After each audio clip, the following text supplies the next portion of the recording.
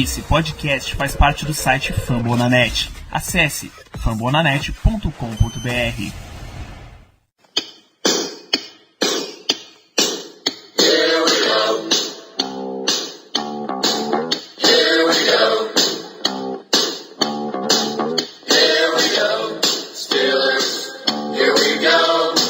Pittsburgh's gone to Super Bowl. Here we go. Muito bem, pessoal, estamos começando mais um Black Yellow Brasil Podcast, o episódio 73 desse podcast falando sobre o Pittsburgh Steelers para a torcida do Brasil e direto do site fambonanet.com.br. Eu sou Danilo Batista, seu host em mais uma edição, e hoje vocês já devem estar esperando, você deve estar salivando.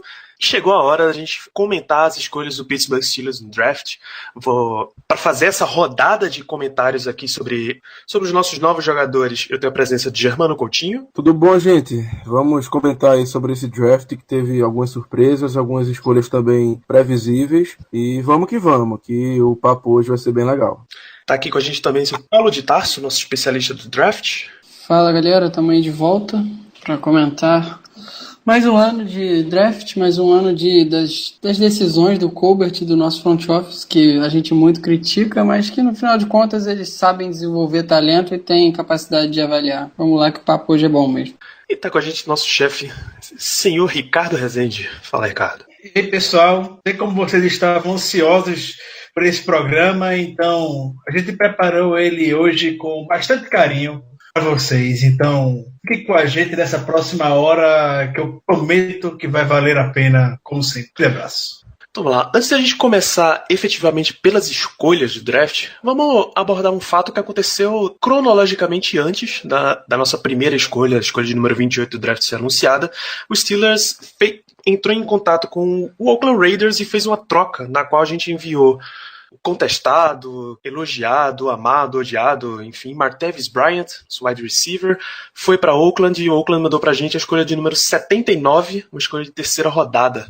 O que vocês curtiram dessa troca? O que vocês acharam da troca? Valeu a pena? Combinava com o estágio em que o Steelers aparenta estar em desenvolvimento de elenco em relação à liga? O que é que vocês acham efetivamente da troca? Primeiramente, foi uma troca que me surpreendeu um pouco, porque todos nós sabemos que os Steelers não são muito adeptos de fazerem trocas durante o draft. Eu considero essa troca uma troca de draft, afinal de contas, mandamos um jogador e recebemos de volta uma pick. Então me surpreendeu bastante. Quanto ao conteúdo da troca em si, o que a gente ganhou, o que a gente deu, eu fiquei bem satisfeito. O Brian, não era surpresa para ninguém que o Brian não ia ficar na equipe em 2020, essa temporada agora, em 2019, perdão, essa temporada agora de 2018 era a última dele, quando acaba o contrato dele, inclusive. Então, claro que uma escolha de quinto, sexto round não serviria tanto, porque como a gente está querendo o Super Bowl, que o plano é esse, a nossa janela de Super Bowl, querendo ou não tá fechando, o Brian ainda assim era muito útil para a equipe. Então, como o Colbert falou, tinha que vir uma proposta muito boa para tirar ele daqui, porque por uma escolha de sexta, quinta rodada não valeria tanto a pena. E aí o Oakland chegou batendo na porta com a escolha de terceira rodada, a gente aceitou. Acho que foi bom para os dois lados, inclusive. O Oakland vai ganhar um jogador que tem um potencial absurdo, então ele tem um novo começo de carreira lá em Oakland, e em troca a gente recebeu, no caso, uma escolha de terceira rodada, que, como vocês perceberam, nos fez bastante bem. Eu fiquei surpreso na hora com a troca, não esperava que esse move fosse acontecer. O Colbert e o Tomlin já haviam negado diversas vezes que não iriam negociar o Martavis Bryant, mas aquilo é a oportunidade, né? O Tomlin falou mais ou menos isso depois que a troca foi concretizada. Raiders já vinha insistindo com essa troca há um tempo, pelo que parece.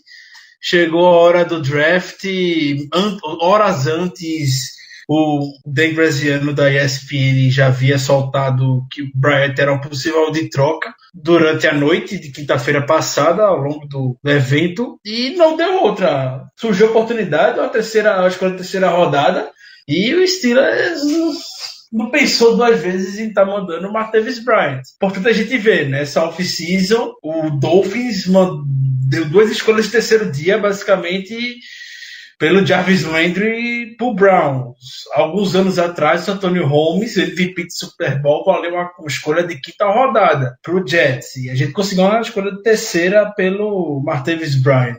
Na hora eu fiquei um pouco receoso, mas depois que passa sempre essa boa overreaction, a gente fica mais racional e vê que realmente valeu. O último ano de contrato do cara, conseguiu capitalizar agora, terceira rodada. Todo sucesso do mundo pra ele lá em Oakland, que ele já tá todo feliz postando fotos nas redes sociais e tudo mais. Eu não vou nem me estender muito. Eu acredito que basicamente as mesmas coisas que tanto o Germano quanto o Ricardo mencionaram, mas a minha reação no momento da troca, no momento que a troca ocorreu, foi mais de, eu diria até felicidade.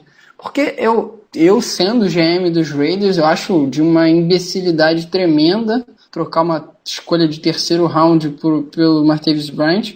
Não pelo potencial dele, que é um atleta que eu gosto bastante e acho que teria potencial para se tornar um wide receiver que é mais...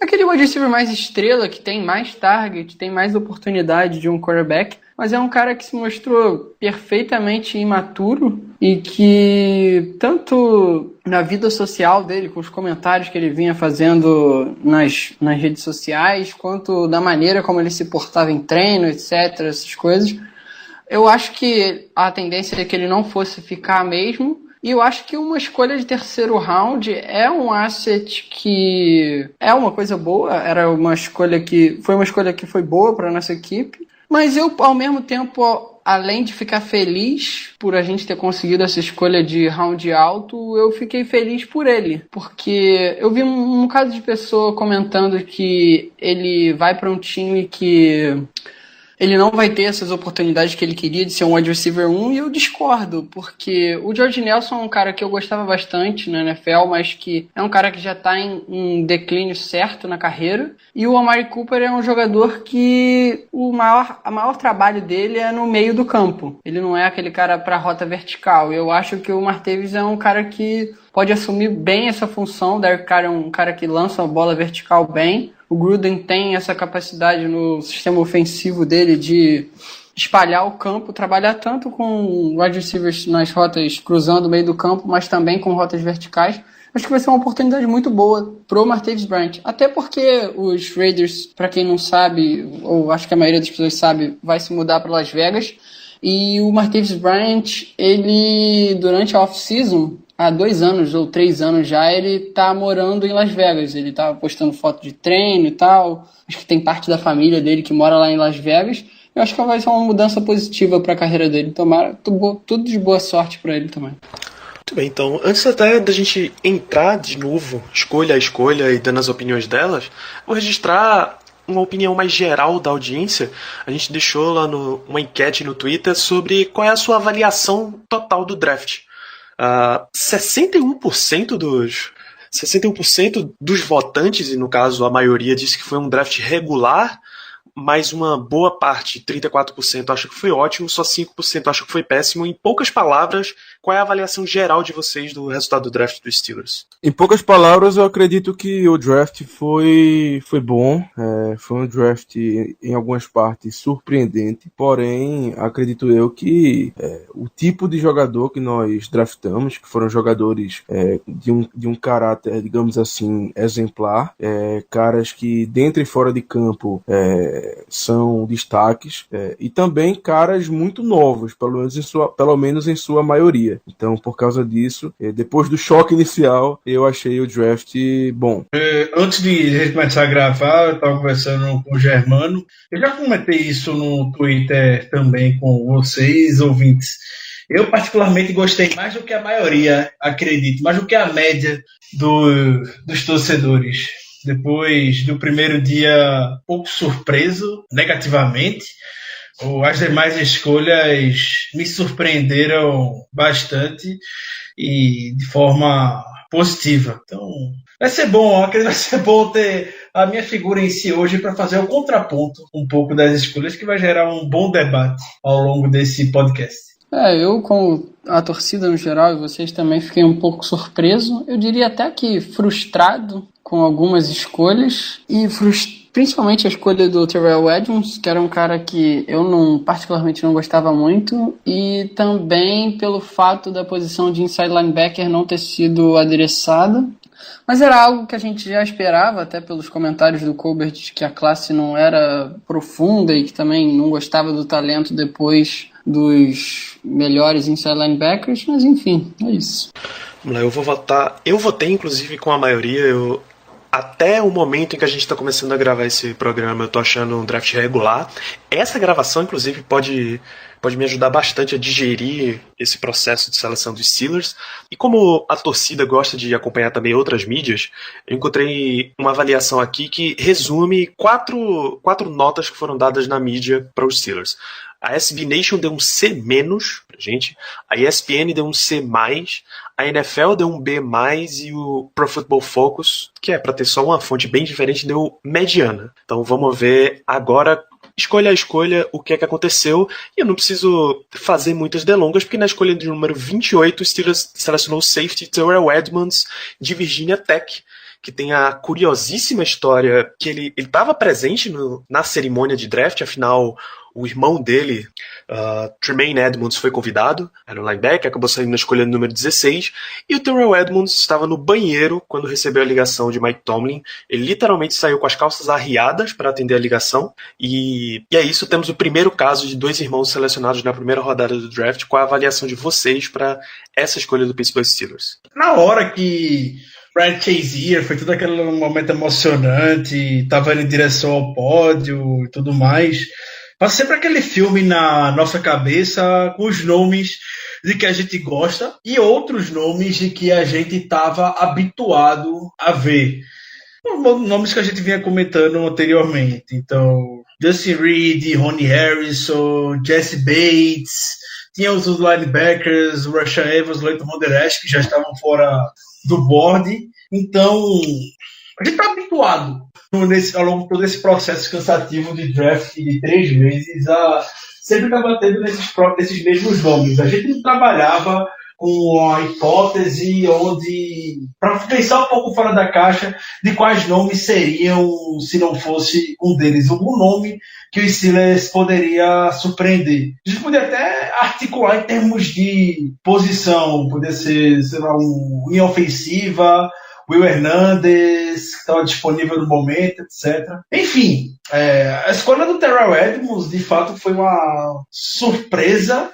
O Paulo falou, foi frustrante na hora, diante de tanta expectativa de que a gente tinha em torno do possível nome na primeira rodada. Então, na hora foi a revolta geral, como acontece quando torcida não gosta da pick, mas aos poucos que se vai digerindo do mesmo jeito que foi com a troca de Martavis Bryant, e o lado racional começa a florescer um pouco mais. A gente vê que o Terrell Edmonds era uma das escolhas, um dos prospects que preenchiam todas as checkboxes, todos os pré-requisitos, podemos dizer, que o Steelers faz no processo pré-draft para uma escolha específica de primeira rodada. Então, ele é um júnior, um cara que saiu antes da hora da faculdade, 21 anos apenas, uma tendência nas últimas escolhas. Ele tem 20 hoje, vai completar 21 ainda. Extremamente atlético, ele teve o segundo maior percentual de atleticismo, o Spark, que eu falo tanto no Twitter, um score de 138.9, só perde para o Troy Apke de Penn State, que joga em uma conferência grande, na ACC. Estava na nossa frente, nem a gente, nem ninguém de fora conseguia traçar, por mais que parecesse óbvio, linkar o nome dele ao Steelers na primeira rodada, mas surpresa temporária. Depois a gente vai ver isso e o mistério. Então, aquela escolha padrão seguiu as tendências desde 2014, depois que o Steelers aprendeu a lição com Jarvis Jones. Eu também não tenho nem muito o que falar, não. O que eu tenho pra dizer é que a minha avaliação da tape do Terrell Edmonds, que é um cara que eu nem tinha estudado tanto assim, que aquela defesa de Virginia Tech era bem recheada com jogadores e fatalmente não ia ter tempo de estudar todos os jogadores. Eu acho que eu assisti 3 ou 2 jogos só dele. E um cara que não brilhou muito nos momentos que eu vi. A habilidade de center field dele é limitadíssima para jogar de free safety. É um cara que vai jogar mais como box safety mesmo. Mas é como o Ricardo bem falou, é um cara que, de uma forma ou de outra, ele poderia ser facilmente ligado aos Steelers. Ele checa todas aquelas marcas de atleticismo, de tamanho e tal, que a equipe costuma adereçar quando escolhe os jogadores. É bem no perfil dos Steelers, é um cara que parece ser bem hard worker, tem uma personalidade assim que foi uma escolha bem consistente nesse draft. Eu acho que todas as escolhas seguiram esse tipo de personalidade, esse cara que tem bastante ética de trabalho e tal, aquele cara bem falado, todos os companheiros do time gostam, esse tipo de coisa.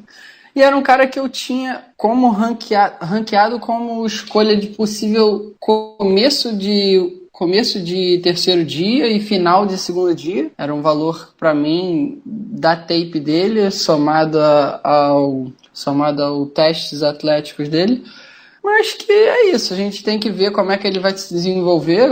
Como eu venho zoando com o Caio no grupo, agora a gente tem 200 strong safety, sem nenhum free safety. Agora que o J.J. Wilcox foi dispensado, a gente tem só 199, mas vamos ver o que a gente faz com isso. Justamente. A escolha do Edmonds surpreendeu, acho que basicamente a todos, porque a gente não esperava ser ele o nome escolhido ali na 28ª posição. É um cara que, como o Paulo falou e o Ricardo também pincelou, é um cara que ele checa todos os requisitos que os Steelers geralmente procuram para esse tipo de escolha, para a escolha de primeiro e de segundo round. É um cara novo, é um cara vocal em campo, ou seja, um cara que atua. No caso da defesa, ele atua, digamos assim, conversando com os companheiros, é o chefe ali da defesa. Fisicamente também, muito bom. É um cara que correu dentro do que os Steelers esperam, pulou dentro do que os Steelers esperam, enfim, atingiu todos os parâmetros que a equipe procura em uma escolha de primeira rodada. Ele tem, como o Paulo bem comentou agora, bem frisou, ele tem o perfil de escolha dos Steelers. A questão é que talvez ele não tenha o perfil de jogo que a gente necessitaria, pelo menos não em nossa visão. O coaching staff pode pensar diferente, claro que pode, mas pelo menos em minha visão ele não tem, porque precisávamos de um cara mais com características de center fielder mesmo, de um free safety de origem, um free safety de fato, digamos assim. O Edmonds não parece ser, pelo menos primeiramente, nesse primeiro contato, não parece ser esse cara. Ele parece ser um cara que atua muito mais, e melhor no caso, perto da linha de scrimmage. É mais como se fosse realmente outro strong safety. Eu me surpreendi bastante com a pick. Eu não digo que odiei a pick, não. Eu fiquei menos chateado com ela do que com a do Art Burns alguns anos atrás, em 2016 no caso, mas foi algo que eu realmente não esperava. E muito menos o Edmonds, né? Como você, Danilo, bem falou antes, ele estava no banheiro quando recebeu a ligação. Então, é basicamente isso. Eu não odiei a pick, achei interessante, porque ela está dentro dos parâmetros do que a gente geralmente procura, porém, acho que o perfil do jogador, o que ele traz pra gente em relação à habilidade de campo, não vai ser tão vantajoso quanto seria pegar um jogador com uma característica mais de free safety mesmo, de center fielder. Eu acho que ele é mais do mesmo do que a gente já tem. Pelo menos a minha opinião até agora é essa. Então, essa vai ser uma discussão de que a gente vai estar levando em toda a off-season e só vai começar a ter uma definição, se desenhar mais a partir do training camp. Então, o fato de a gente não... É só incógnita. O que é que o Edmonds vai fazer, o que é que o Sean vai fazer, o que é que o Morgan Burnett vai estar fazendo em campo.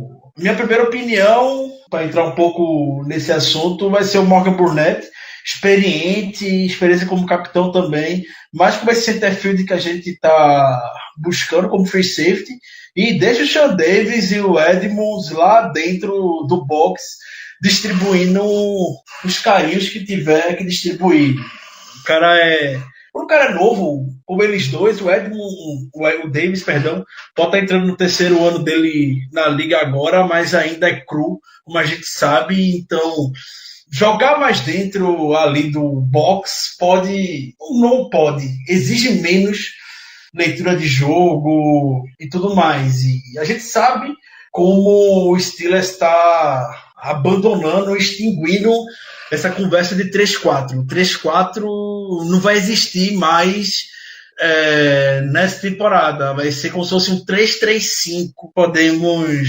dizer. Mais de 70% das formações terão os 3 safeties lá atrás. Até por isso, vai entrar um pouco mais na frente nesse debate, tá parecendo não estão muito preocupados com a posição de linebacker em si. E por isso apostaram tanto em safety e contrataram 2 safeties já nessa janela de off-season. Já são 4 novos nomes na posição para 2018. Estou curioso, um problema aí que Mike Tomlin e o Pete Butler, que são criativos, vão ter que desenrolar e torcer para que tenha bastante sucesso.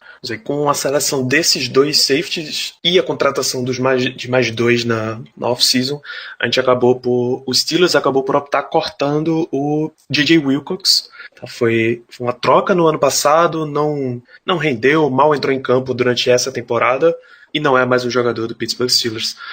Eu só queria fazer mais um adendo, Danilo, antes da gente passar para as próximas escolhas, que foi uma coisa que me deixou um pouco menos frustrado no segundo dia, que foi a notícia de que o front office tentou, que era um jogador que interessava bastante, e que tentou achar parceiros de troca para subir no draft e tentar selecionar o Rashaan Evans, linebacker de Alabama. Era um cara que eu gostava bastante e era um cara que encaixaria perfeitamente no perfil de linebacker que a gente tem. E para mim é um buraco gigantesco que a gente tem no elenco. Não acho que os jogadores que a gente tem atualmente são starters capazes. Pelo visto, o coaching staff pensa diferente, mas eu acho que o Rashaan Evans seria uma escolha ideal. Infelizmente ele não estava disponível no board. Eu achava mesmo que o piso para ele ser selecionado era os Titans. Caso o Harold Landry não tivesse disponível, achava que os Titans iam de Harold Landry caso ele tivesse disponível. E foi o caso de que eles passaram no Harold Landry, acabaram selecionando ele na segunda rodada, se eu não me engano, e ainda assim conseguiram pegar o Harold Landry e o Rashaan Evans. É a famosa hashtag inveja que eu tô dos Titans e também dos Chargers, que conseguiram o Derwin James e o querido do Ricardo Tianos. Terminamos esse relacionamento já. Acabou, amor. Acabou, amor. Já rasguei nossas fotos aqui. Então é isso. Esse é Terrell Edmunds, a escolha de primeira rodada. Chegamos ao dia 2 do draft, segunda rodada, e aí com a saída do Martavis Bryant se abriu um buraco para wide receiver, quer vocês achem que seja wide receiver 2 ou 3 do elenco. Hoje tem toda a aparência de ser wide receiver 3, e aí o Steelers foi lá e selecionou James Washington, wide receiver de Oklahoma State. Era uma pique daquelas que a gente estava esperando. O James Washington é outro que preenche o que o Steelers busca em um wide receiver, uma carreira bastante prolífica lá em Oklahoma State.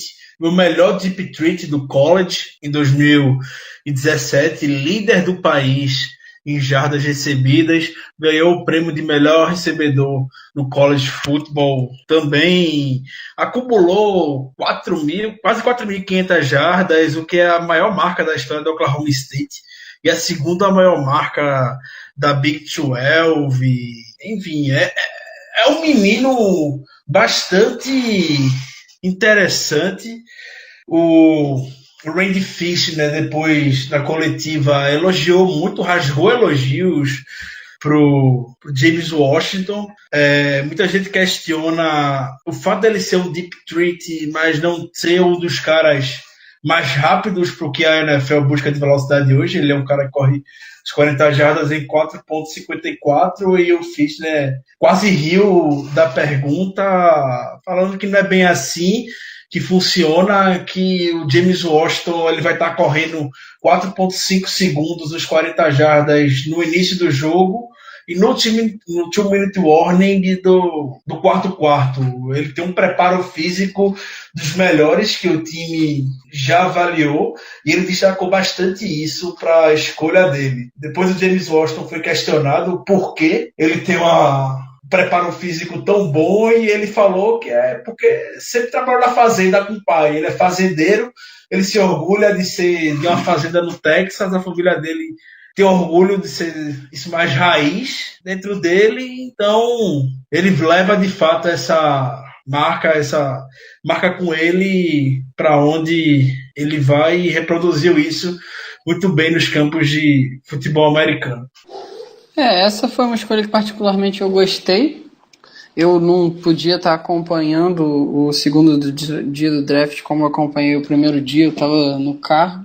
E quando eu vi a escolha e fiquei sabendo, foi uma escolha que eu gostei, porque ele não era o melhor wide receiver do draft, claro, a classe de wide receivers desse draft não era excepcional, mas é um cara que vem me chamando minha atenção desde o draft do ano passado, quando ele era junior ainda, não era senior, quando ele resolveu voltar para o último ano de elegibilidade dele em Oklahoma State.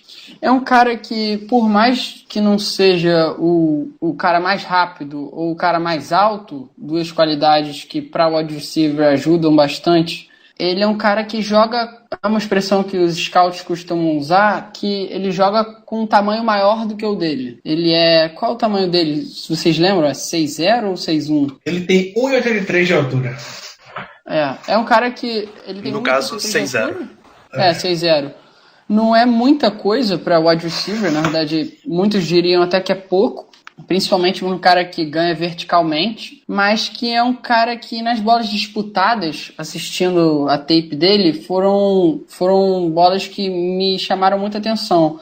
Ele tem tanto a capacidade de fazer aquele track, que é o que? Você, na hora que o quarterback lança a bola, você consegue olhar qual vai ser a trajetória e antecipar onde a bola deve chegar, posicionar o seu corpo e aumentar ou diminuir a sua velocidade para poder receber o passe em melhor posição que o CB. É a conexão dele com o Mason Rudolph, que a gente ainda vai chegar, mas foi uma coisa que era uma das conexões mais prolíficas de todo o college football nas últimas temporadas. Teve produção tanto de jarda quanto de touchdown, e ele não é só arma pro jogo vertical. É um cara que, apesar de não ter uma árvore de rotas muito variada em Oklahoma State, ele fazia alguns conceitos, tanto verticais quanto pro meio do campo. Eu destacaria algumas drags e alguns comebacks que ele fazia muito bem também, apesar do Mason Rudolph não ser o melhor QB nessas rotas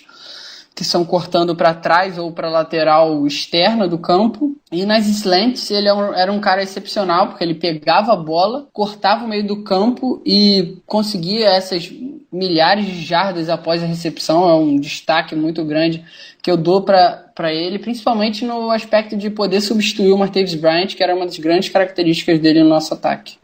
Foi uma escolha que eu gostei bastante.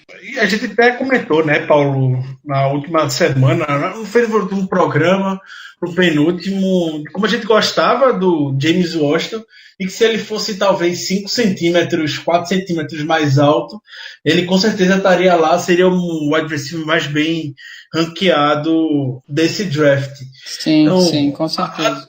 Até na hora, no Twitter mesmo, teve gente que questionou a altura dele. Apesar dessas características que a gente destacou, ele não é o mais atlético do mundo também. Enfim, Steelers em wide receiver não busca isso. O Steelers vai ver, como o Fischner falou, a habilidade de aceleração. Como é que o cara vai estar no final do jogo? A gente viu temporada passada o Juju naquele jogo contra o Patriots. O Juju pegou aquela bola, correu 80 jardas no final da partida, como se fosse o início do jogo ainda. Todo mundo do Patriots caindo, morto em campo, os bloqueadores, todo mundo morto, e o Juju correndo o máximo que podia. E é isso que o Steelers busca no seu recebedor. só para completar, o James Washington, árvores de rotas dele, Paulo falou que ele se dá muito bem nessa rota slant e se reforça em um gráfico que o Pro Football Focus tem dele,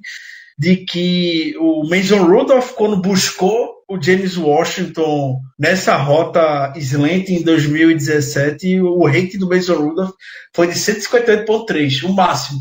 Nossa. Foi perfeito. Mas não foi perfeito quando buscou o James Washington nessa rota slant. Mesma coisa na rota gol, foi 118, 112.8, enfim. De forma geral, a conexão Mason Rudolph, James Washington gerou um rating de 131.3. Que isso? É um menino que eu tô muito ansioso para ver em ação na mão do Big Ben. A gente tá falando de um cara que teve, por média, no college, 86 jardas por jogo.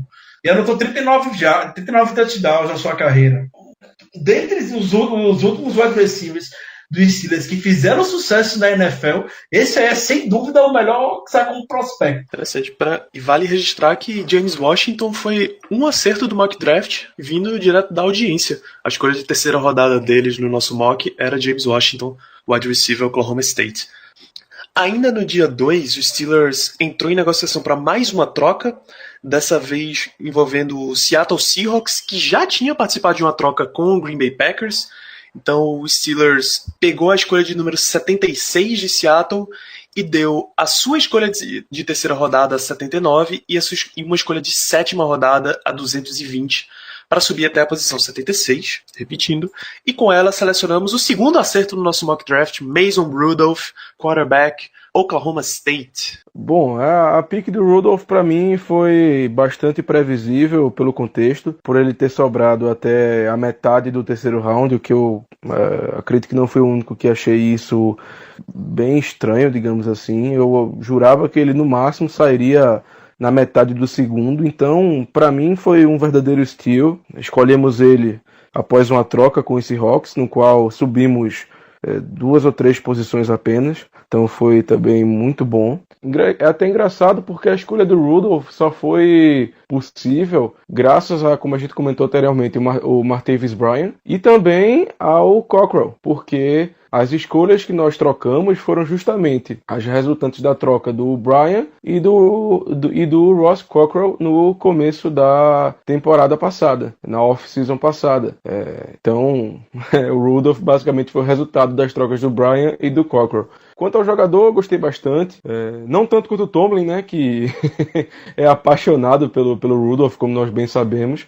Mas foi um jogador assim que naquele momento do draft não tinha outra escolha. A gente até fez um trade-up para ficar antes dos Bengals, que com certeza iriam escolhê-lo. O Marvin Lewis até mesmo disse isso em entrevista depois do draft, que estava querendo pegá-lo ali no terceiro round. Então, além de tudo, foi uma ótima escolha porque a gente tirou um jogador potencial dos Bengals. É bom quando isso acontece do nosso lado de vez em quando também. Quanto ao jogador em si... Não ia demorar muito a ser titular lá não, hein? Mais rápido do que aqui, provavelmente. Com certeza, com certeza. Aqui foi uma pick para o futuro, foi uma pick para daqui a pelo menos 2 anos. Isso aí eu não tenho dúvida. Quanto ao jogador, eu gosto bastante, eu sempre disse isso aqui no programa, que para mim era, se fôssemos de quarterback, o que eu não aceitaria irmos no primeiro round. Se fosse no segundo para depois, eu com certeza iria de Mason Rudolph, porque para mim ele é muito bom mesmo. Eu estou muito satisfeito com a escolha. Um cara que lá em Oklahoma jogou demais, ainda mais com a nossa escolha de segundo round, que foi o James Washington, né? Então pode ter talvez essa conexão aí também na NFL daqui a algum tempo.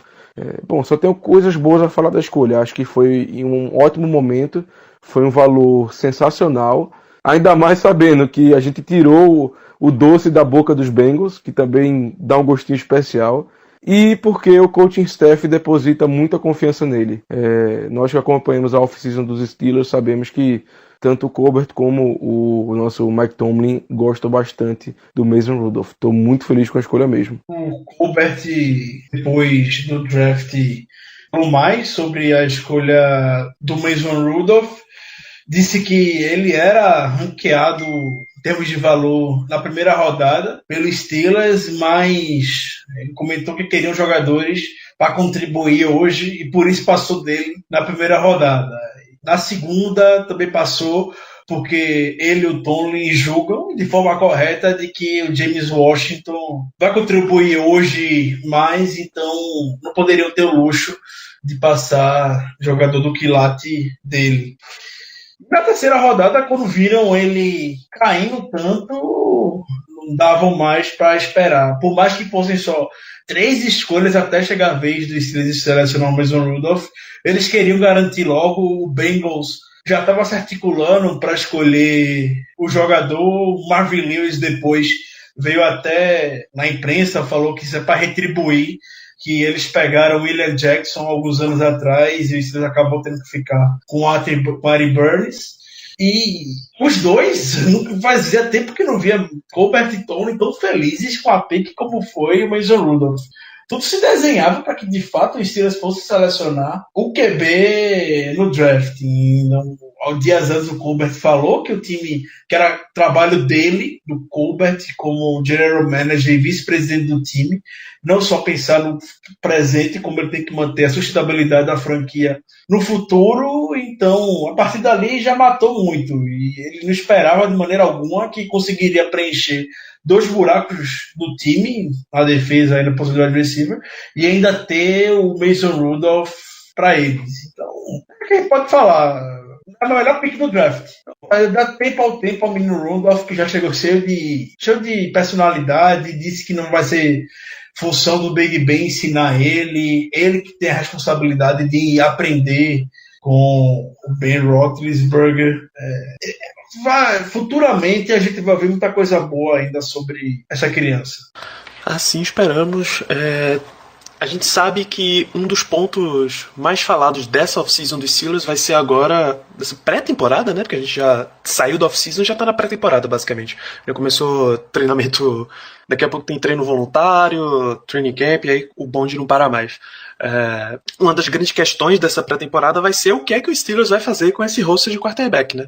Já tinha 3, Roethlisberger titular intocável, basicamente, o Joshua Dobbs seleção do ano passado, o Landry Jones, que já era o nosso reserva habitual, e agora entra o Mason Rudolph na conta. Vamos aguardar para ver o que vai rolar. E essa escolha do Rudolph também foi interessante pelas ramificações que ela pode causar no roster, porque, como nós sabemos, o backup hoje em dia é o Landry Jones, e o nosso terceiro quarterback é o Joshua Dobbs, que foi escolha de draft há pouco tempo atrás. Então, essa escolha do Rudolph na terceira rodada pode acabar mexendo nisso aí, porque os Steelers, com certeza, não vão levar 4 quarterbacks no roster principal, já levam 3, o que eu até, opinião pessoal minha, eu acho até demais. Mas, enfim, essa escolha do Rudolph, porque terceira rodada significa que o time realmente, e também pelo que a gente falou do Tom e do Colbert gostarem da escolha, significa que o time bota bastante, como é que eu posso dizer assim, deposita bastante confiança no Rudolph.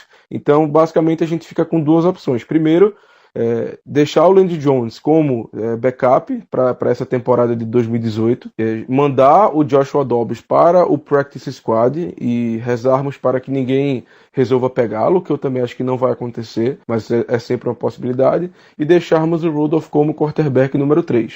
E a outra opção é já liberarmos, já cortarmos o Landry Jones desde agora, promovermos o Rudolph para backup, para quarterback número 2 e mantermos o Joshua Dobbs como quarterback número 3.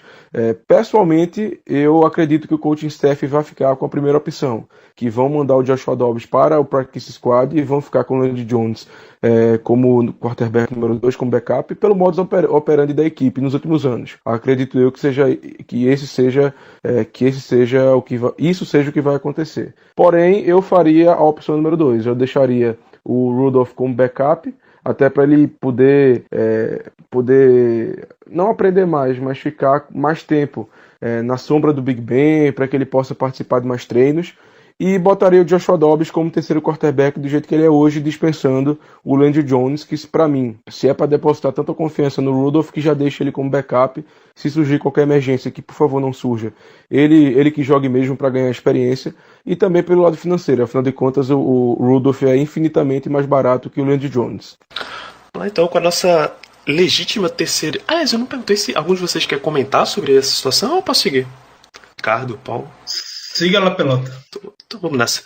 Com a nossa terceira escolha, aquela que a gente tinha desde o começo do processo, o Steelers selecionou offensive tackle de Western Michigan, Chukwuma Okorafor. Talvez aqui tenha sido o ponto em que rolou a maior gritaria por necessidade e não talento, posição no board, enfim, porque a visão de que acabou o dia 2, que era um dia onde ainda se podia extrair algum talento do draft, morreu. A gente ia passar para as escolhas que são mais apostas, já round 5 e 7. O que é que vocês acharam de escolher o Okorafor nesse ponto? Esse com certeza foi o nome difícil de pronunciar que a gente não esperava, principalmente o Ricardo, né?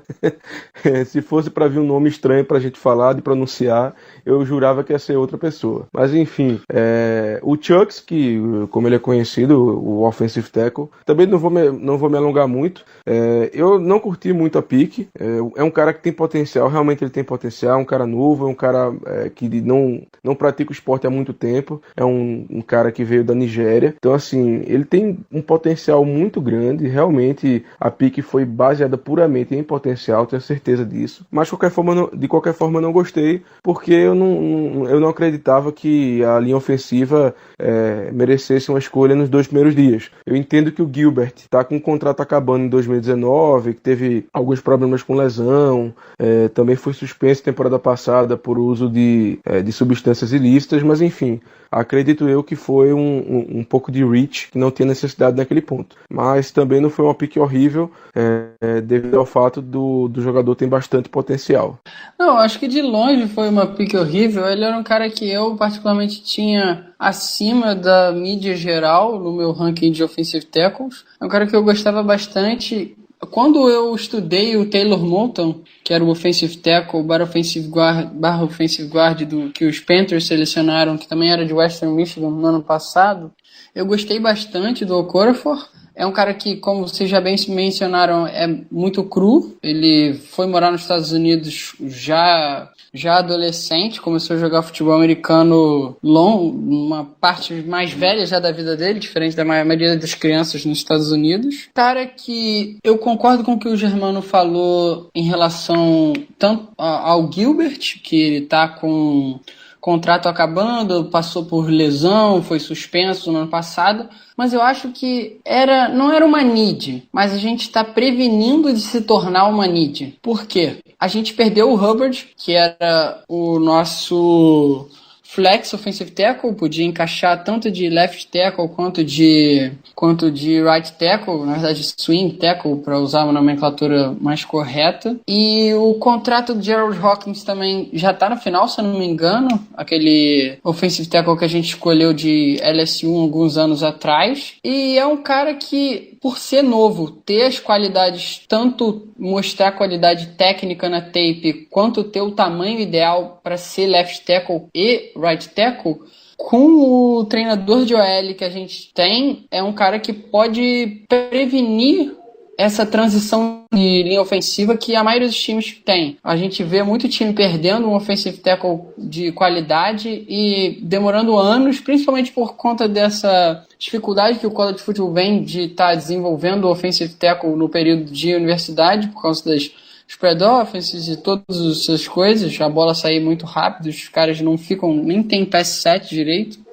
Mas é uma pick que eu não me lembro mais ou menos quem estava disponível no board. Eu concordo pelo fato de ser um offensive tackle e o segundo dia ser uma hora de conseguir aqueles jogadores mais consolidados que podem contribuir mais cedo para o roster, que é um roster que falta muito pouca coisa para fazer essa corrida pelo Super Bowl. Mas bem longe de ser uma escolha horrível, eu até gostei tanto do nome quanto da posição em si.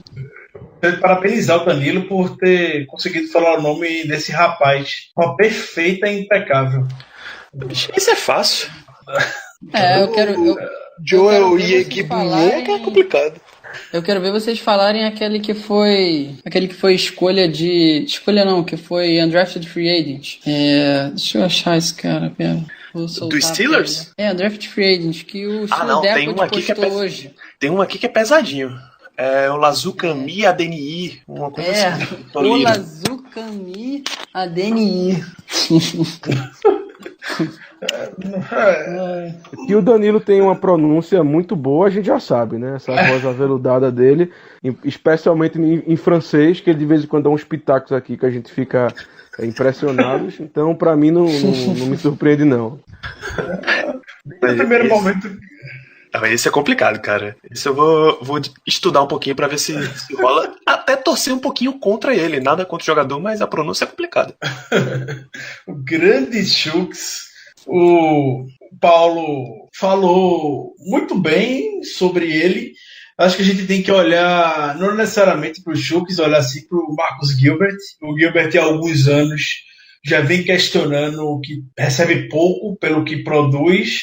E quando ele viu o Chris Hubbard, um cara que foi undrafted, free agent, chegou um dia desse na liga, ganhando um grande contrato do Browns, aí que ele já começou a questionar ainda mais. E o agente dele é o Drew Rosenhaus, o mais midiático da NFL. Então, se quiser ter uma briga para aumentar o salário dele, ele tem a pessoa perfeita para isso. A gente sabe, obviamente, que o Steelers não vai dar ouvidos e não fará nada com relação a isso.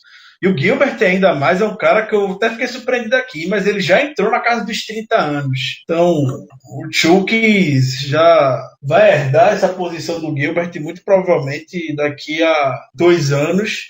E tem que estar pronto para isso, né? É um cara que tem um upside muito alto, tem um físico que o time gosta para a posição de tackle. O Chucks tem apenas 20 anos, ele chega na NFL com 20 anos de idade. Então, vai ter tempo, não vai ser jogado na fogueira de imediato. Um projeto dos melhores que o Munchak pode ter.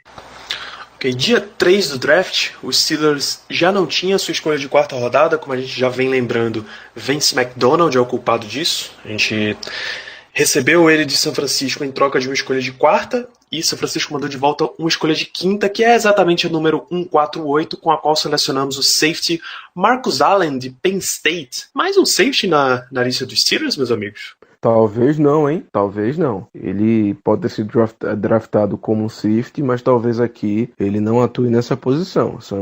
É uma hipótese aí que foi levantada por algumas pessoas de que ele teria tanto tamanho quanto, entre aspas, a habilidade necessária para jogar de linebacker. Não exatamente um linebacker das 3 descidas, mas que talvez ele pudesse ser aproveitado ali, ainda mais pela nossa deficiência na posição. Então, pelo menos ao meu ver, ele vai ser muito mais utilizado como um híbrido, um linebacker de sub-package mesmo, do que como um safety na secundária. Acredito eu que essa vai ser a função dele. Um ótimo valor na 5ª rodada, muitas pessoas achavam que ele ia sair antes, e então, para uma escolha de 5ª rodada também, achei um tiro certeiro do coaching staff. O problema que eu tenho com essa escolha não é nem a escolha dela em si, é o fato de que a nossa escolha de 5ª rodada sabe taclear melhor do que a nossa escolha de 1ª rodada. Eu confesso que eu não era apaixonado pela tape do Marcus Allen. É um cara que há uns 10 anos atrás seria um jogador fantástico para qualquer time na NFL. É aquele famoso thumper, que é aquele cara que desce na linha de scrimmage e é um tackler certeiro, tem boa técnica, mas é um cara que te oferece de muito pouco a basicamente nada contra o jogo aéreo. Ele tem uma dificuldade tremenda de movimentar o corpo dele lateralmente e ler o que o QB está planejando fazer. Uma série de vezes na tape dele eu vi o QB conseguindo congelar ele na hora que ele estava em coverage, que foram poucas vezes. Mas no 5º round é uma escolha que eu acho que você aposta no upside. Não sei se a gente precisava desse upside, né? Que também, na verdade, não é nem muito. Eu não sei nem se tem muito upside nele. Ele é isso que a gente tá vendo mesmo. Esse cara aqui é um tackler perto da linha de scrimmage para jogar dentro do box. E eu não sei se era isso que a gente precisava, mas também não é uma escolha fundamentalmente ruim. A gente tem muita dificuldade com defender corrida. É uma coisa que me irrita bastante. No primeiro nível a gente tem uma boa linha defensiva, no segundo nível a gente vem errando já muito tackle, principalmente após a saída do Shazier por causa da lesão. Vamos ver se o Marcus Allen jogando dessa forma mais criativa, jogando no segundo nível em vez de terceiro nível, ele pode ser aproveitado usando as melhores características dele, que para mim são essas de se aproximar da linha de scrimmage e realizar o tackle no ball carrier. Se a gente for ver, isolar, não bota o nome dele, não bota a posição dele. Se for ver os números do cara, a última coisa que a gente vai imaginar que ele seja é o safety. Porque ele foi 4 anos titular em Penn State e só acumulou uma interceptação. Em compensação, o cara é um dos únicos 5 jogadores a ter 300 tackles pela universidade. Então, o Tom Bradley foi lá resgatar, conhece muito bem já. Foi o Tom Bradley que recrutou ele na época de Penn State, ele já tem um relacionamento. Ele é aquele cara local, tipo Jesse James, aquele cara que cresceu torcendo pelo Steelers e que o time gosta de ter essa narração romântica todo ano. Foi James Conner ano passado, Jesse James há alguns anos, e teve a cota do Marcus Allen nessa temporada. Como o Paulo também falou, ele é um tackle melhor do que o Edmonds, e ouso falar que já chega como um dos melhores do time na secundária. Então é ele e o Mike Hilton. O bicho nunca jogou, mas ele já pode afirmar que ele se posiciona muito bem nessa briga, porque de fato a técnica de tackle dele é muito boa e é um gap que o time precisa melhorar muito dentro da nossa secundária. E um cara rápido que vai estar provavelmente em terceira descida para distribuir os tackles, é esse tipo de cara que o Steelers quer quando for armar a dime. Botar esse cara para cobrir vai ser um tiro muito grande no pé. Então, deixa ele lá dentro também se divertindo na terceira descida. A gente sofreu muito na temporada passada depois que o TG saiu.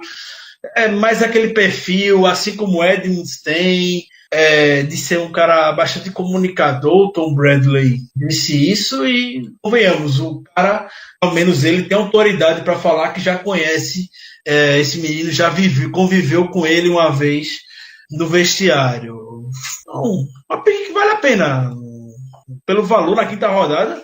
No início do draft muita gente botava ele lá na primeira ou no segundo dia, cair na quinta rodada no nosso colo. O Steelers, até Tony falou depois, o time nem pensou direito. Ele era o jogador mais bem cotado no board deles com aquele momento, por uma margem muito boa. Na hora foram lá e selecionaram ele. Então, a nossa segunda escolha de quinta rodada, essa era a nossa escolha mesmo, a gente foi atrás do jogador sem posição definida, mas arma ofensiva, chamado Jalen Samuels, de NC State. NC eu suponho que seja de North Carolina State. Então, Jalen Samuels é um homem que já fez de tudo nessa vida. O que é que vocês já imaginam que ele venha fazer para os Steelers? É o meu Elde Moore 2.0. Eu gosto muito do Jalen Samuels. Não é uma opinião unânime. Pela mídia americana tem muita gente questionando. O Steelers de Poe até questiona se ele vai chegar no roster final, mas para mim um cara como ele, com a experiência que ele tem, tanto correndo como recebendo passes, o cara vai conseguir contribuir. Ele não é o Dre Archer, que não tem a musculatura dele, não é pequeno feito o Dre Archer, ele é montado como running back, não dos mais fortes, mas tem agilidade para isso. E a gente está falando de um recebedor que tem 202 recepções no college football, na carreira em North Carolina State, e é líder em North Carolina State em recepções. É o jogador com mais recepções na história da universidade. E ainda correu 132 carregadas, uma média de 6.1 jardas por tentativa. É uma máquina de touchdowns. Em 2017 ele teve um touchdown a cada 9 toques na bola. Um cara desse, você encontra um role dele no ataque. Se o Steelers tivesse Todd Haley, eu diria até que esse menino seria escolhido no final da terceira rodada ou até na escolha que saiu o Mason Rudolph, que é esse cara que o Haley gosta, é esse cara que ele sempre quis encaixar no Steelers. e nunca conseguiu. E vamos ver se agora, na mão do Fichtner, se ele consegue. Eu acredito que ele vai conseguir sim. O Big Ben vai lutar por esse menino depois de ver ele em ação no training camp. E, como o Danilo falou, é um cara que faz de tudo no campo e o Steelers já vinha mostrando interesse nele desde a época do Senior Bowl, do Combine. O time já conversou com ele.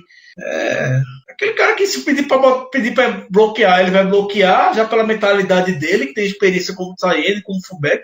Se pedir para ele jogar no Special Teams, ele vai jogar no Special Teams, que também tem experiência na cobertura. Então, tá ótimo. Eu tô bastante satisfeito das minhas escolhas favoritas de draft. Para mim, ele sai na frente na disputa pela terceira posição de running back da equipe, já que o Le'Veon Bell e o James Conner estão certos ali, estão já garantidos. Então, para mim, ele larga na frente.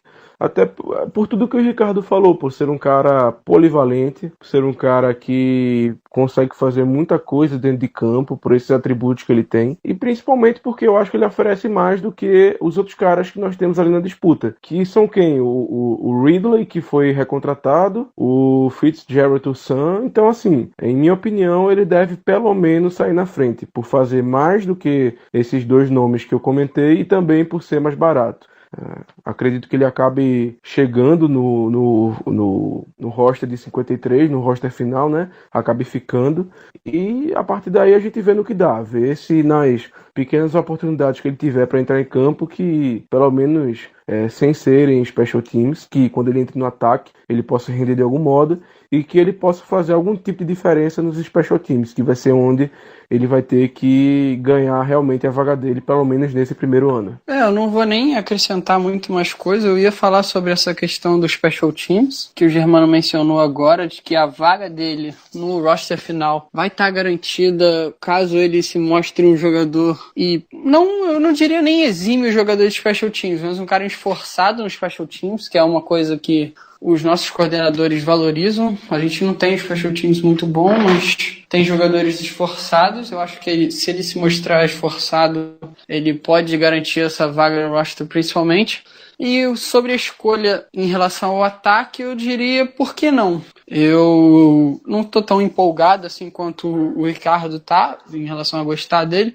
Acho que ele era um bom college player, mas não sei se... Eu vejo todo ano um monte de bons jogadores de college não conseguirem se desenvolver na NFL, e então eu sou um pouco cético em relação a essa transição desses jogadores que não têm posição, mas também não são tão absurdamente atléticos assim, para os coordenadores ofensivos conseguirem criar mismatch e coisa do gênero. Mas já é terceiro dia, é um cara que teve produção, tem habilidade tanto no jogo aéreo quanto no jogo terrestre. Então, por que não? Você tenta, né, jogar a moeda para cima e ver se você consegue tirar alguma coisa, extrair alguma coisa do jogador e ver se ele pode se tornar uma arma pro jogo ofensivo e um jogador que pode acabar conseguindo certas oportunidades, caso de descanso do Le'Veon Bell, em caso de recepção, olhando como tight end ou até como fullback. Aquele negócio, o running back nunca é demais no roster. 2 anos atrás, a gente estava disputando playoffs com Fitzgerald Toussaint e Jordan Todman no backfield. Eu preferia ter Jalen Samuels nos playoffs do que ter Fitzgerald Toussaint. É por isso que eu digo, por que não? É sempre bom ter mais um running back. Mas, ainda mais com a experiência dele de recepção. O background dele recebendo bolas é realmente bom. Não são aquelas recepções de wide receiver. O cara não é wide receiver pequeno, podemos dizer, e tá lá por questão física mesmo. São recepções de running back saindo backfield, não é o Le'Veon Bell da vida, que é espetacular nesse quesito, mas quem sabe ele possa vir ser desenvolvido por isso. Ele já tem o hábito, pelo menos, de trabalhar a recepção. Podemos dizer, o James Saxon, o coordenador, o técnico de running back, elogiou ele e gostou dessa versatilidade, de que ele realmente não tem uma posição definida e falou que o Paulo comentou, um jogador desse pode criar mismatch na sua defesa tranquilamente se você souber utilizá-lo bem. Muita gente no Twitter veio falar que ele já era o substituto do Le'Veon Bell. Não, ele não é, vamos com calma. Ele pode vir a ser um bom jogador, mas vai ter que comer muito feijão ainda se quiser ficar na sombra, um pouco na sombra do Le'Veon Bell. Até porque, teoricamente, ele não chega nem tomando a vaga do James Conner, né? Pois é, ele vai ter que até pelo perfil diferente de jogadores que os dois têm. Ele vai ter que mostrar serviço no Special Teams e isso não vai ser problema para ele. Não vai ser tipo o James Conner na temporada passada quando chegou, o Mike Tomlin sempre dá aquela entrevista no training camp de que pro Conner ele não chega com emprego garantido, ele tem que mostrar trabalho no Special Teams e sei lá o que, blá, blá, blá, blá.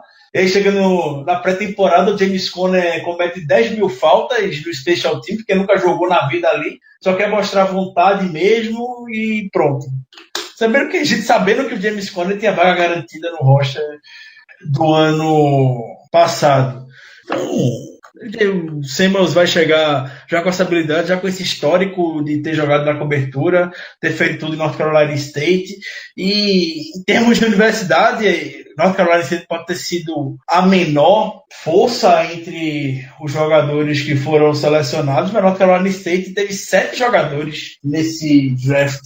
Foi a segunda maior, empatou com o LSU, eu acho, e com outra universidade que eu confesso que eu não me lembro agora.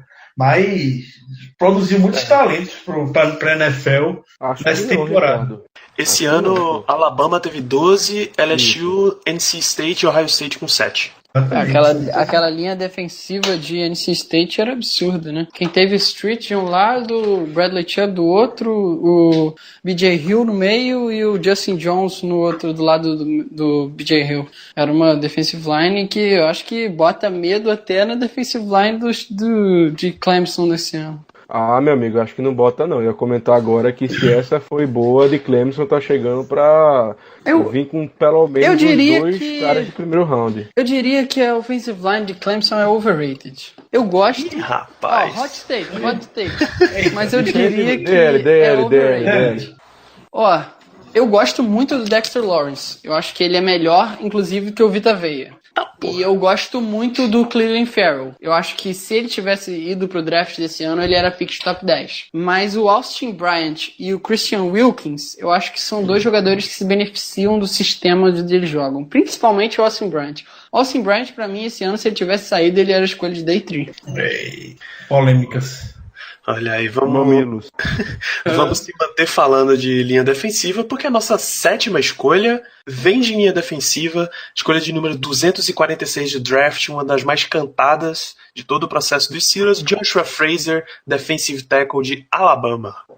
Eu até comentei na hora no Twitter, o Tom Bradley chegou agora em casa, teve seu menino escolhido que é o Marcus Allen, e o Cal Dumba chegou agora, teve seu menino escolhido também, o Joshua Frazier, que era a pick mais cantada desse draft para os Steelers. O time conversou bastante com ele antes do draft, jantou com ele, conversou com ele em eventos anteriores, esteve no Pro Day. O Cal Dumba conhece ele muito bem, já traçou todas as características dele, como ele consegue ocupar bem 2 bloqueios, como ele pode ser interessante para o nosso esquema tático. Ele vai estar lutando com o Dan McCullers, diretamente com o McCullers para uma vaga no roster final.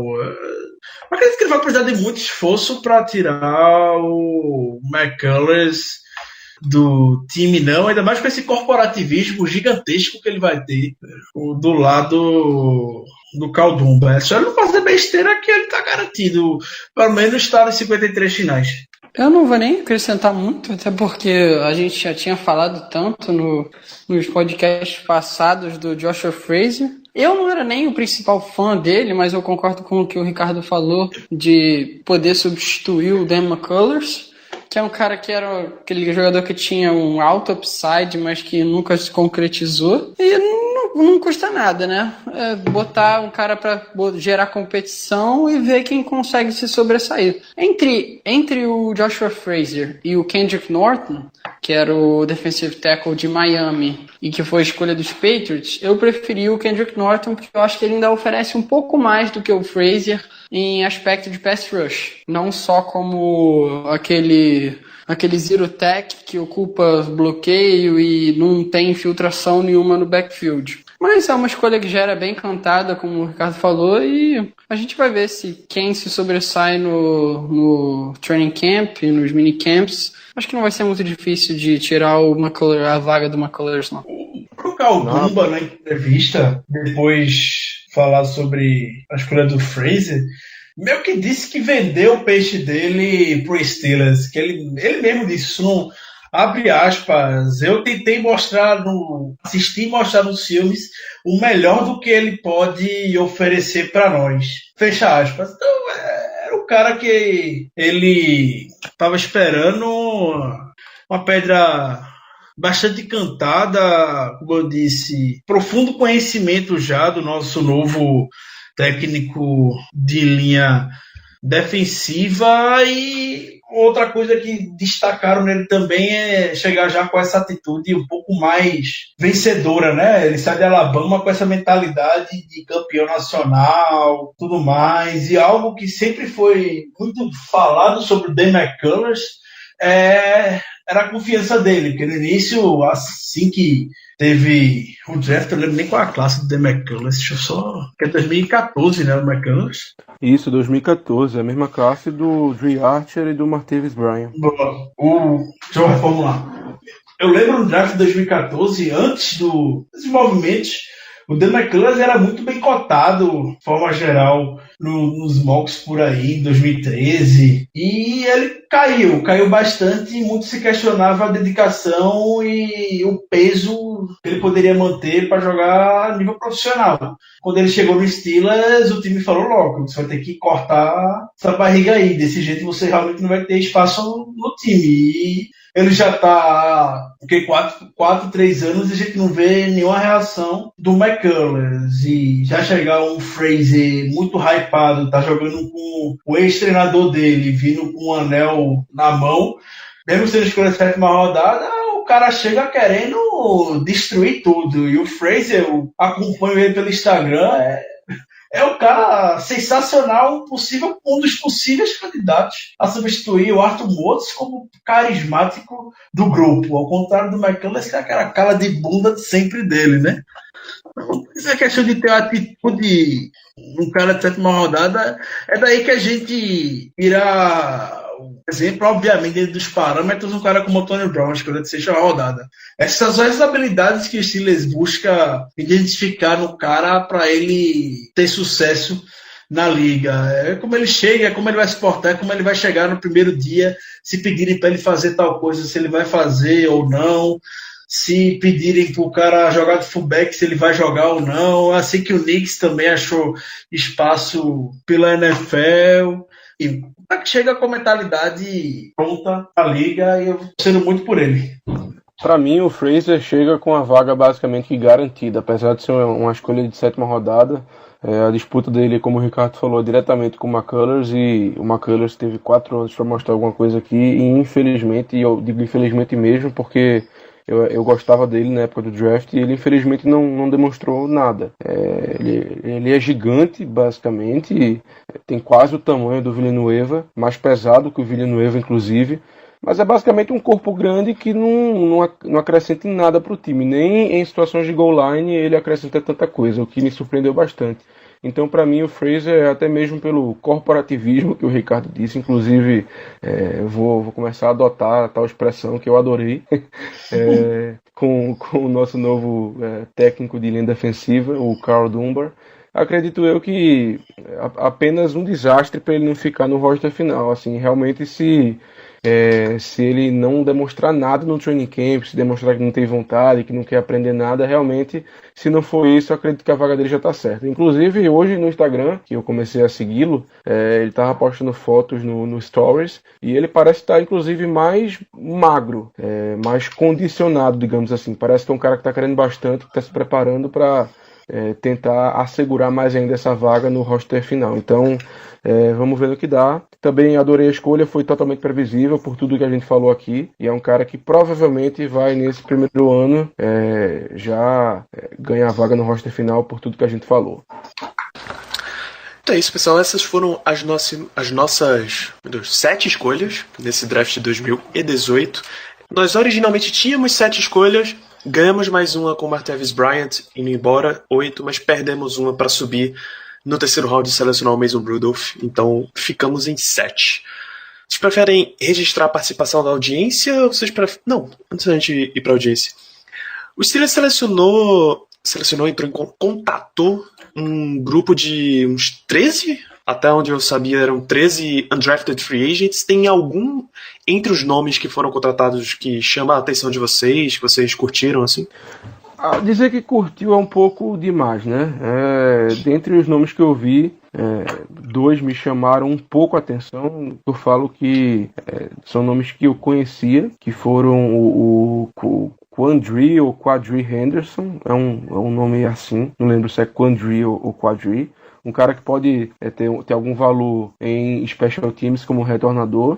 Inclusive, algumas pessoas achavam que ele ia ser draftado pelos Steelers por causa disso. E também outro nome é um D-line, o Cochran, de Penn State, se eu não estou enganado, que pode disputar ali com o L.T. Walton pela vaga de defensive end reserva. Então, esses dois aí podem fazer algum tipo de barulho, mas também é aquela coisa. Eu também não boto muita fé. Se for para citar o nome de alguém, eu cito o nome desses dois. O Quadri Henderson, como o Germano falou, merece o destaque pelo seu trabalho no Special Teams. O cara teve exímio em carreira excepcional, retornando chute pela Universidade de Pittsburgh, mas um cara local para vir contribuir.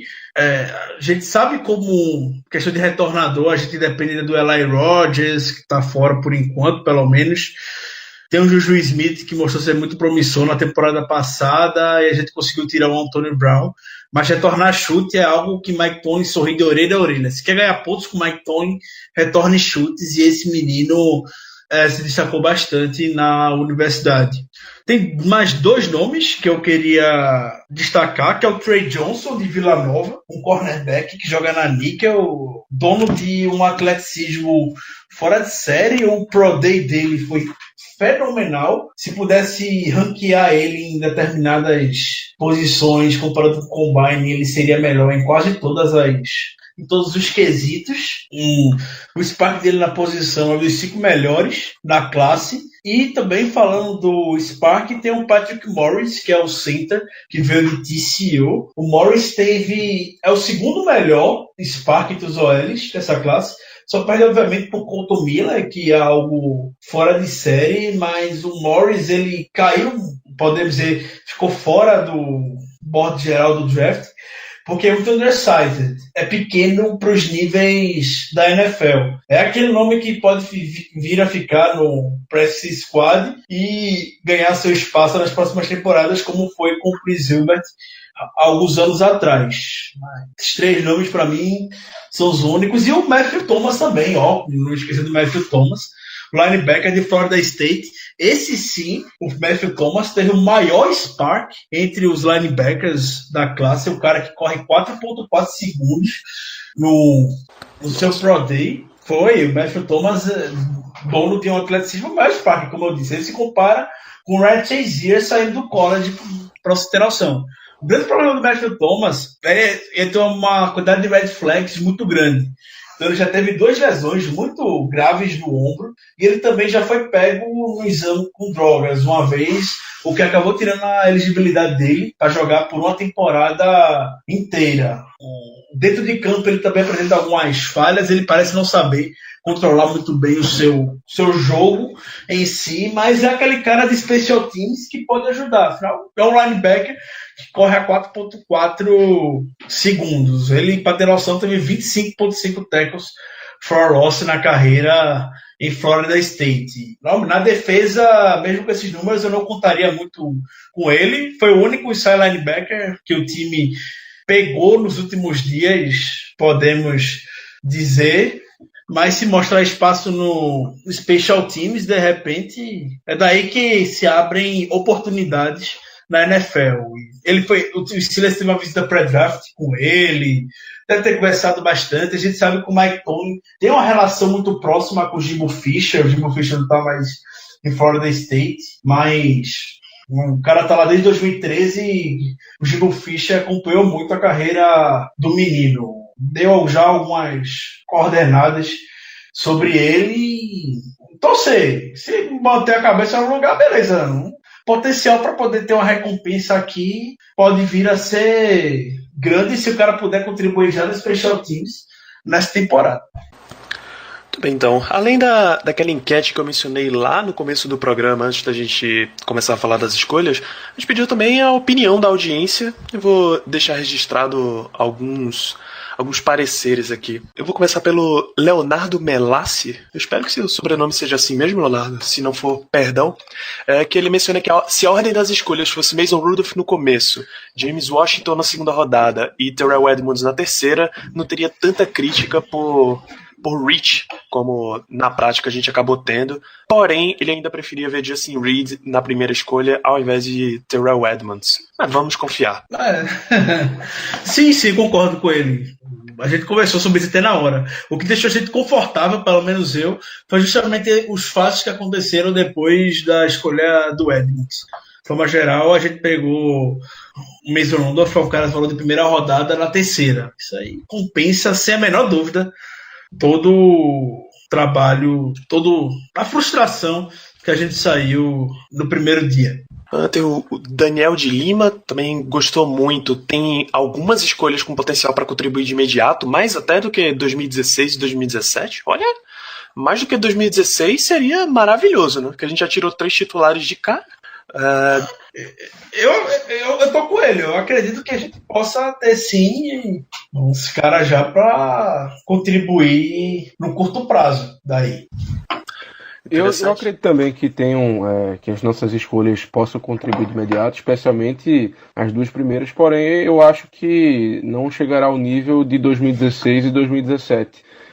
Até porque a nossa escolha de primeiro round, que foi o Terrell Edmunds, vai ter uma competição grande ali de safety. Não que ele não vá ser o titular ou algo parecido, mas tem muito nome que pode acabar roubando alguns snaps, e também o James Washington parece ser pelo menos o wide receiver número 3 por enquanto. Então, comparado com os 2 drafts anteriores, acredito eu que esse não vai ser tão impactante, pelo menos no primeiro ano.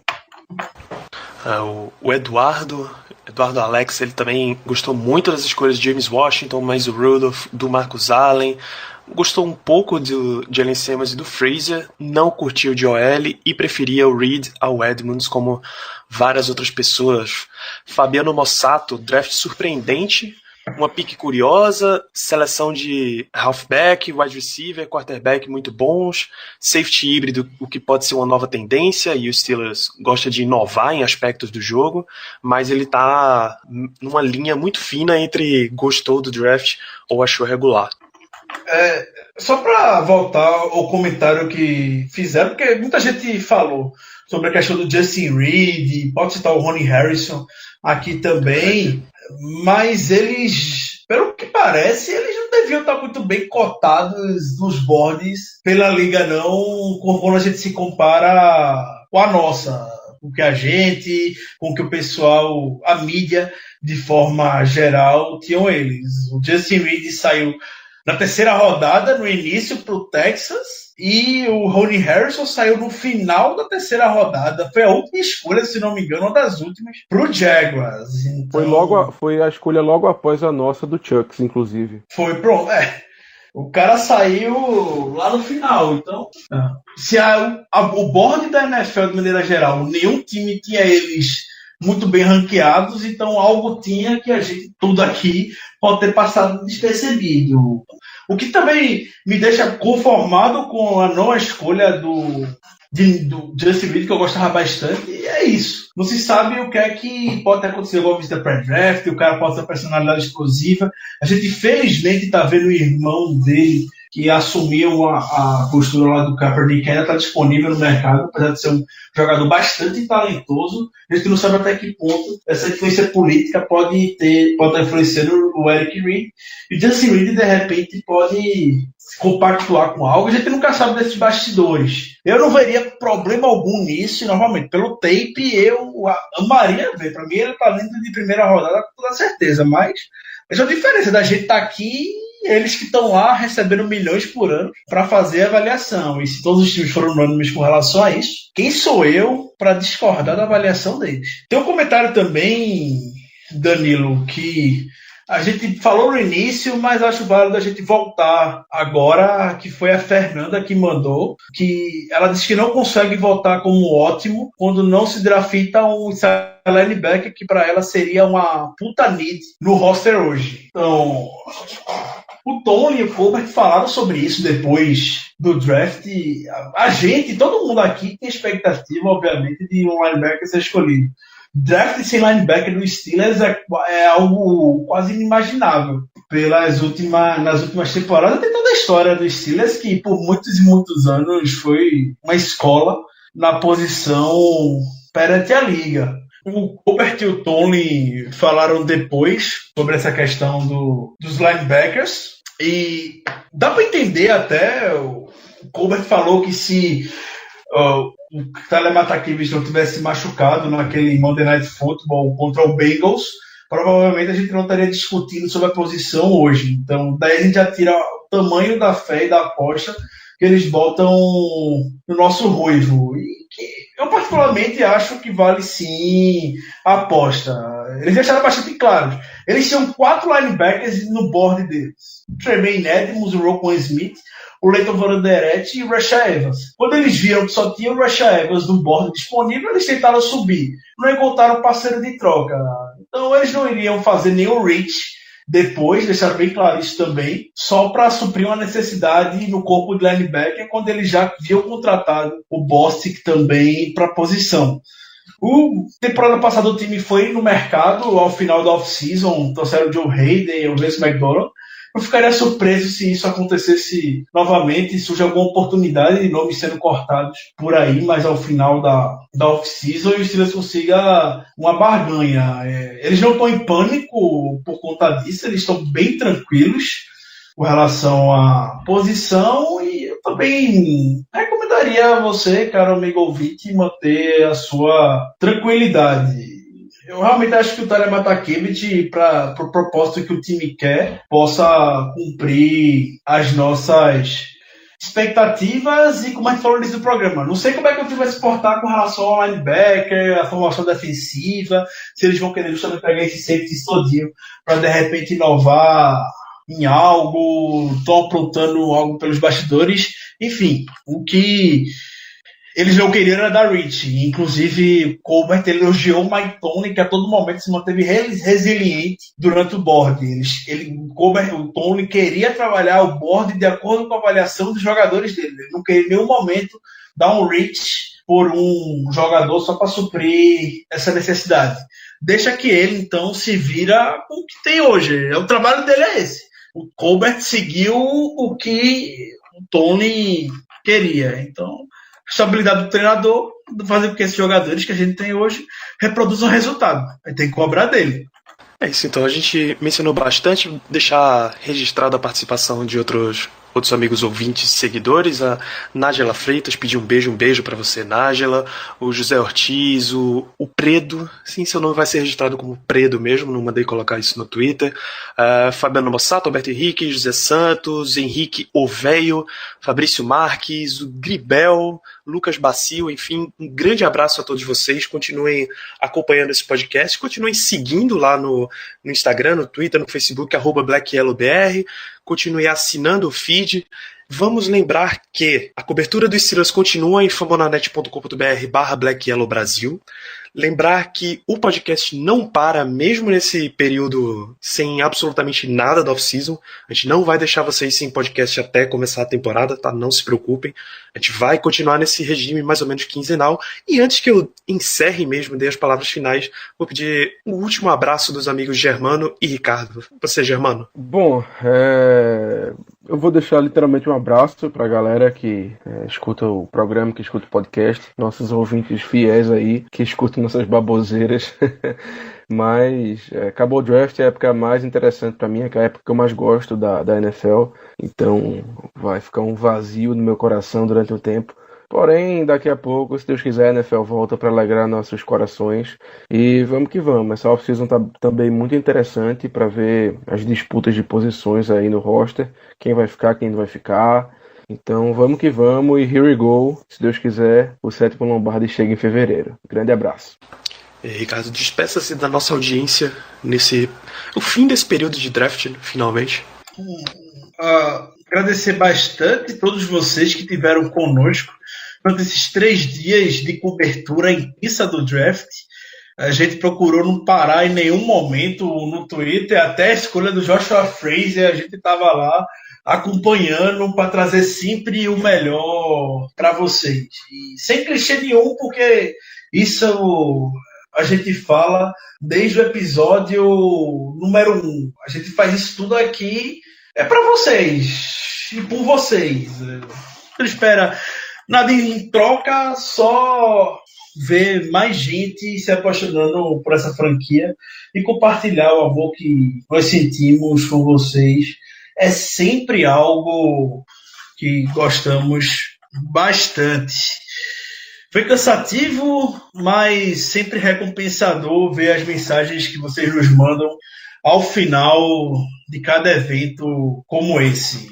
Vem um hiato mais chato agora, até agosto, até julho, que quando começa a ter mais algumas movimentações, mas não é por isso que o podcast vai parar ou a gente vai parar de acompanhar pelo Twitter. Então, continuem conosco e um grande abraço. Muito obrigado a vocês por acompanhar esse draft com a gente, que eu estou até cansado de falar ainda em decorrência dos últimos dias. Um grande abraço.